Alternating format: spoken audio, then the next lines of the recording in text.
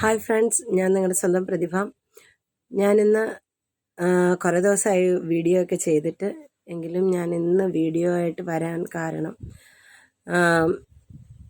ഇവൻ്റെ അതായത് എൻ്റെ വീട്ടിൽ വയ്യാതെ കിടക്കുന്ന എൻ്റെ ചേച്ചിയുടെ മോനാണെന്ന് നിങ്ങൾക്കറിയാം. അവനെ നോക്കുന്നത് ഞാനാണെന്നറിയാം. ഇപ്പം എൻ്റെ കുഞ്ഞിൻ്റെ 28 ഒക്കെ കഴിഞ്ഞു, നൂലുകെട്ട് കഴിഞ്ഞു. കുറച്ച് 2-3 ദിവസമായി. വെള്ളിയാഴ്ചയായിരുന്നു നൂലുകെട്ട്. നൂലുകെട്ടൊക്കെ കഴിഞ്ഞിങ്ങനെ ഇരിക്കുകയാണ്. പിന്നെ ഇന്ന് ഞാനൊരു വീഡിയോ ആയിട്ട് വരാൻ കാരണം, ഇതിനകത്ത് അറ്റാച്ച് ചെയ്ത് വേണമെങ്കിൽ ഞാൻ എൻ്റെ ചേച്ചിയുടെ ഫോട്ടോ ഇടാൻ പറ്റുമെന്നൊന്നും എനിക്കറിയത്തില്ലെങ്കിലും ഞാൻ ഇടുന്നതായിരിക്കും പറ്റിയാൽ. പിന്നെ നാളെ ആ മോനെയും കൊണ്ട് ആശുപത്രിയിൽ പോകുന്നുണ്ട്. പോകാനുള്ള ഒരു നിവൃത്തിയിലൊന്നും അല്ല ഉള്ളത്. വണ്ടി പിടിച്ചേ പോകാനൊക്കത്തുള്ളൂ. ഞങ്ങളുടെ കയ്യിലൊരു 10 പൈസ പോലും ഇല്ല. കഴിഞ്ഞ ദിവസമാണ് ഞാൻ അറിഞ്ഞത്.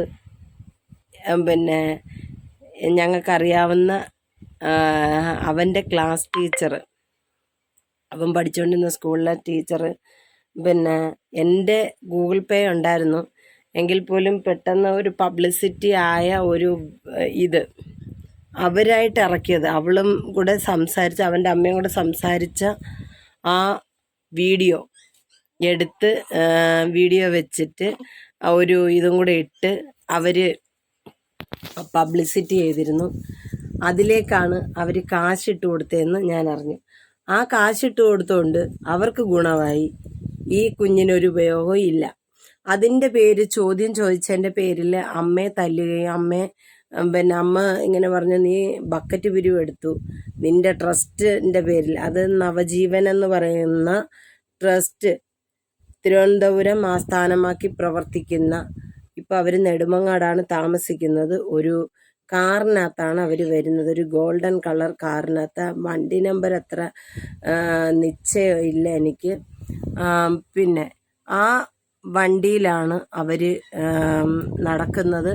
അവരുടെ പേരെന്ന് പറയുന്നത് വിനിത എന്നും അവരുടെ പേര് രമാനന്ദനും എന്നുമാണ്. രമാനന്ദൻ, ആനന്ദ് സാറ് എന്നാണ് എല്ലാവരും വിളിക്കുന്നത്. പിന്നെ അവൻ്റെ കാറ് ആറ്റിങ്ങൽ ഊരൂർ പൊയ്യ ഭാഗത്തുള്ള ഒരാളുടെ കാറാണെന്ന് ഞാനിങ്ങനെ ഒന്ന് അറിയുകയുണ്ടായി. ആ കാറ് ഇവൻ്റെതാണെന്നും സ്വന്തമായിട്ട് മേടിച്ചതാണെന്നും പറഞ്ഞാണ് കൊണ്ട് നടക്കുന്നത്. ഇതൊന്നും എനിക്കറിയത്തില്ല. പിന്നീടാണ് ഇവളുടെ രണ്ടാമത്തെ ഭർത്താവ്, ഞാൻ ആശുപത്രിയിൽ ലേബർ റൂമിൽ കിടക്കുന്ന സമയത്ത് അദ്ദേഹത്തിൻ്റെ മൂത്ത മോളെയും കൊണ്ട് ആശുപത്രി കിടക്കുകയുണ്ടായി. അതായത് ഇവള് പ്രസവിച്ച മകളെയും കൊണ്ട്. ഇവള് അടുത്ത ആളെ തേടി പോയവളാണ്.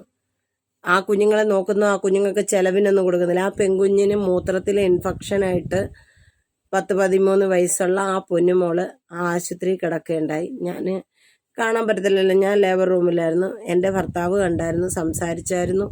എൻ്റെ അമ്മ കണ്ടു, സംസാരിച്ചു. ആ കുഞ്ഞുങ്ങൾ അങ്ങ് പോവുകയും ചെയ്തു. 2 ദിവസം കണ്ട് അവിടെ കിടന്ന് അമ്മ പോയി നോക്കുകയും മേടിക്കുകയൊക്കെ ചെയ്തു. അവർ പോവുകയും ചെയ്തു. അപ്പോഴാണ് അറിയുന്നത് അവരുടെ കാറല്ല, അവരുടെ പുതിയ അവിടുന്ന് ഊരൂർ പൊയ്ക എന്നുള്ള ഒരാളുടെ കാർ എടുത്താണ് പോയതെന്ന്. ഞാൻ ഇത്രയും നീചമായ സ്ത്രീയായിട്ട് അവളുടെ അക്കൗണ്ടിലേക്ക് കാശ് പോയി. എന്നാലേ എൻ്റെ ഈ പൊടിമോന് വേണ്ടി, ഞാൻ പ്രസവിച്ചതല്ല, അവളുടെ കുഞ്ഞിന് വേണ്ടി എൻ്റെ അമ്മ, നീ ഈ കാശ് മൊത്തം പിരിച്ചെടുത്തിട്ട് നീ തന്നെ തിന്നുന്നല്ലോ. വെള്ളമടിച്ചും അവളും വെള്ളമടിക്കും, അവൾ സിഗരറ്റ് വലിക്കും, വെള്ളമടിക്കും.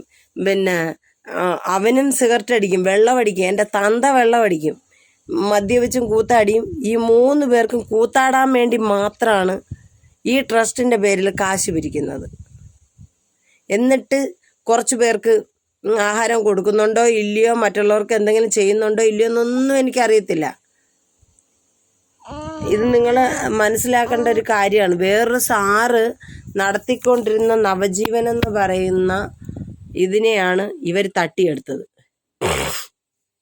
ആ സാർ ഒരിക്കൽ എന്നെ വിളിച്ചായിരുന്നു. അവസാനം ഇവർ ഓണറുമായി അങ്ങാരെന്തായെന്ന് ചോദിച്ചാൽ എനിക്കറിയത്തുമില്ല.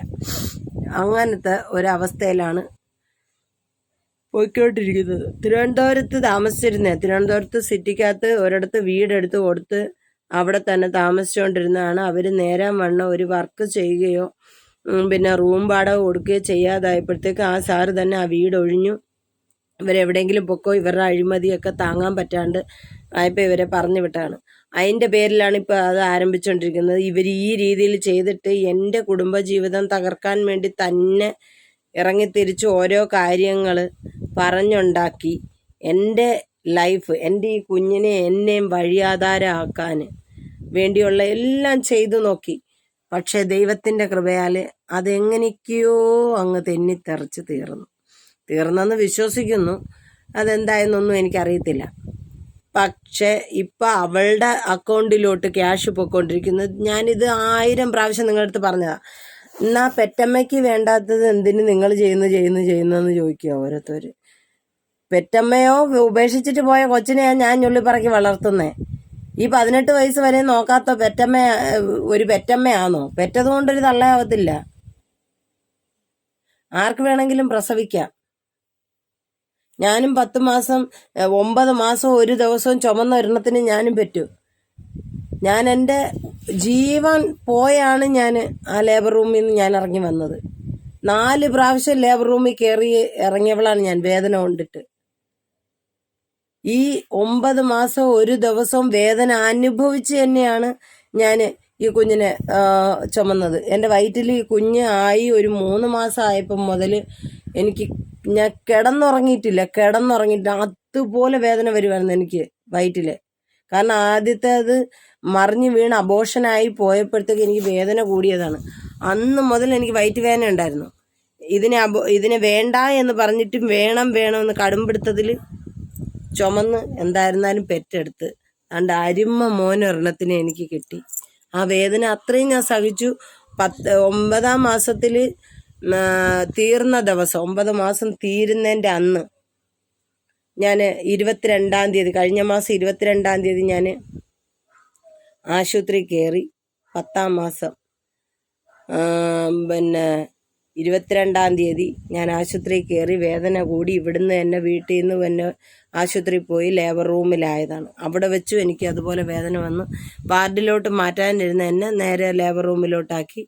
23-ാം തീയതി ഞാൻ പ്രസവിച്ചു. ഒരു തുള്ളി വെള്ളം പോലും കുടിക്കാണ്ട്, വായടയ്ക്കാൻ വയ്യാണ്ട്, വേദന കൊണ്ട് പുഴു പിടയ്ക്കുന്ന കണക്ക് പിടച്ച് കഷ്ടപ്പെട്ട് ആ വേദനയുടെ ഉത്തുങ്കത്തിൽ പോയി. എനിക്ക് നെഞ്ചിന് വേദന വന്ന്, വയറുവേദന അങ്ങനെ, നെഞ്ചിന് വേദന അങ്ങനെ, നടുവേദന അങ്ങനെ. എൻ്റെ ചങ്ക് തല്ലി ഞാൻ കരഞ്ഞു. എൻ്റെ നിലവിളി എവിടം വരെ കേൾക്കാമായിരുന്നു. അതുപോലെ 2 ദിവസം വായടയ്ക്കാതെ ഞാൻ നിലവിളിച്ചു. അവസാനം എനിക്ക് വേണ്ടുന്ന പ്രക്രിയകളൊന്നും നടക്കുന്നില്ല. യൂട്രസിന് വികസനം വരുന്നില്ല. എനിക്ക് യൂട്രസിൽ നിന്ന് വെള്ളം വരുന്നില്ല. കുഞ്ഞ് പൊട്ടിപ്പോയെങ്കിൽ മാത്രമേ കുഞ്ഞിനെ കിട്ടൂ. അതും വരുന്നില്ല. എല്ലാം ആ ഡോക്ടർമാരാണ് ചെയ്യിച്ചത്. അവസാനം ആ വെള്ളം പൊട്ടിച്ചു വിട്ടത്, എനിക്ക് പെയിൻ വരുത്തിച്ചത്, ട്യൂബിട്ട് യൂട്രസിന് വികസനം വരുത്തിക്കുകയാണ് ഉണ്ടായത്. അതുപോലെ നരകവേദന അനുഭവിച്ചാണ്. അതുമല്ലാണ്ട് ഓരോ പ്രാവശ്യം അവർ യൂട്രസിൽ പ്രഷർ ഉണ്ടാവാൻ വേണ്ടി ഓരോന്ന് ചെയ്യുന്നത് സ്ത്രീകൾക്കറിയാം. മാത്രമേ അത് മനസ്സിലാവത്തുള്ളൂ ഞാൻ എന്തുമാത്രം വേദന അനുഭവിച്ചു കാണുമെന്ന്. ഈ ഓരോ കാര്യങ്ങൾ പറയുമ്പോൾ അവർക്കേ അത് മനസ്സിലാവത്തുള്ളൂ. ഒരിക്കലെങ്കിലും ലേബർ റൂമിൽ പോയി പ്രസവിച്ച സ്ത്രീകൾക്കേ മനസ്സിലാവൂ ഞാൻ എന്ത് വേദന അനുഭവിച്ചിട്ടായിരിക്കും ഈ കുഞ്ഞിനെ പെറ്റെടുത്തിരിക്കുന്നതെന്ന്. അവസാനം പിറ്റേ ദിവസം ഞാൻ പ്രസവിച്ച് ലേബർ റൂമിൽ നിന്ന് വെളിയിലേക്ക് വരുമ്പോഴത്തേക്കും എൻ്റെ ചിന്ത ഞാൻ ചത്ത ഡെഡ് ബോഡിയാണ്. ഞാൻ വെളിയിൽ കാണുന്ന എൻ്റെ ഭർത്താവും എൻ്റെ അമ്മയും കാണുന്നെന്ന് പറയുന്നത് എൻ്റെ ഡെഡ് ബോഡി അവർ വന്ന് സ്വീകരിക്കുമ്പോൾ എൻ്റെ ആത്മാവാണ് നിന്ന് നോക്കുന്നതെന്നാണ് എൻ്റെ ചിന്ത. അതുപോലെ ആയിപ്പോയി. ഈ പൊന്നുമോനെ കണ്ട് എനിക്ക് ശരിക്കും വിശ്വസിക്കാൻ പോലും വയ്യായിരുന്നു. അതുപോലെ പാടഞ്ച് പെട്ടാണ് ഞാൻ ഈ കുഞ്ഞിനെ പെറ്റെടുത്തത്. ഞാൻ പെറ്റതല്ലെങ്കിൽ പോലും ഞാൻ പെറ്റ മക്കളെ പോലെ ഞാൻ ചുമന്നുകൊണ്ട് നടന്ന് ഇത്രത്തോളം വളർത്തിയെടുത്ത ഞാൻ മോശം. ഒരിക്കൽ പോലും തിരിഞ്ഞു നോക്കാത്ത അവള് നല്ലവളും. എൻ്റെ നെറ്റി കണ്ടോ? ഇതുണ്ടോ? ഈ ഭാഗത്ത് അടി കിട്ടിയതാ, നെറ്റിയുടെ ഭാഗത്ത്. എനിക്ക് ആ നീരൊക്കെ ആയിരുന്നു. അതിപ്പം എന്തായിരുന്നാലും അത് മാറിക്കിട്ടി. എങ്കിലും ഒരു ചെറിയൊരു ഇതുണ്ട് കണ്ടോ? ആ മുഴപ്പ് കണ്ടോ? ആ ഭാഗത്ത് ആ നടും ഇതിൽ വേദനയാണ്. ഇവളെയൊക്കെ എന്താണ് ചെയ്യേണ്ടത്? നിങ്ങൾ ഇനിയെങ്കിലും മനസ്സിലാക്കുക. അവള് വന്ന് നിന്ന് നിങ്ങളുടെ അടുത്ത് കാശ് ചോദിക്കുമ്പോൾ നിങ്ങൾ കൊടുക്കാതിരിക്കുക. റോഡിൻ്റെ സിഗ്നലിൽ നിന്നാണ് അവള് ഈ ക്യാഷ് പിരിക്കുന്നത്. അങ്ങനെ കുറെ ഇത് അല്ലാണ്ട് ഓരോരുത്തരുടെ അടുത്ത് പറഞ്ഞ് കാശ് പിരിക്കുന്നത്. അങ്ങനെ എന്താ ചെയ്യേണ്ടത്? ഇതിനെയൊക്കെ